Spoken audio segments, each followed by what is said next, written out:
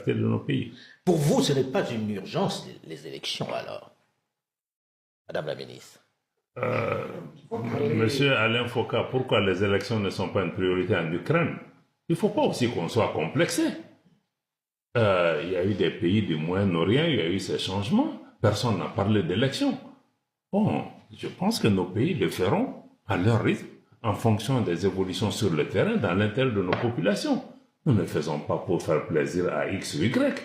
Parce que, justement, certains utilisent ces méthodes pour pouvoir reprendre pied dans nos pays. Nos pays le feront en réunissant les conditions pour le faire, mais qu'on sorte quand même de l'hypocrisie, de la politique de 2 poids 2 mesures. C'est vrai que le président Macron posez la question à l'Ukraine, quand est-ce qu'ils vont faire l'élection? Quand ils auront posé cette question, qu'ils nous reviennent aussi, on peut en parler. C'est vrai que le président Macron avait fait la réflexion en disant on ne peut pas demander au président de l'Ukraine d'organiser des élections parce qu'il est en guerre. Peut-être que parfois il oublie que vos pays sont en guerre.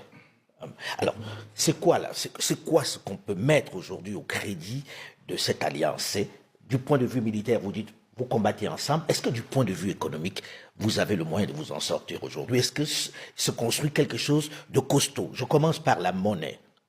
La monnaie, le CFA, et la monnaie utilisée dans ces États-là, qui dénoncent ce CFA depuis longtemps. Est-ce que vous avez fait des démarches pour évoluer au moins vers quelque chose qui puisse apporter une nouvelle monnaie à l'AES? Je sais qu'il y a eu le drapeau, il y a eu l'hymne, etc. Dans le domaine économique, est-ce que vous avancez?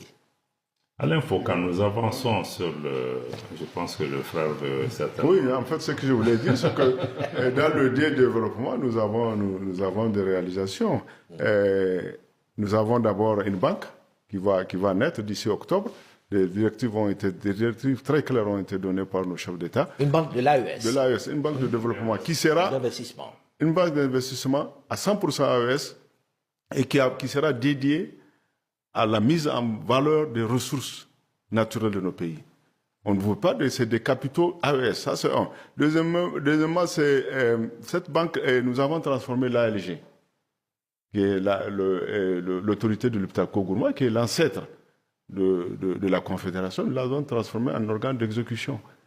Et un travail qui est en train d'être fait, des projets sont là, des projets sur lesquels on nous a fait dormir depuis plus de 60 ans, parce que vous ne pouvez pas comprendre aujourd'hui la situation de nos pays. Tout à l'heure, vous avez parlé de l'électricité.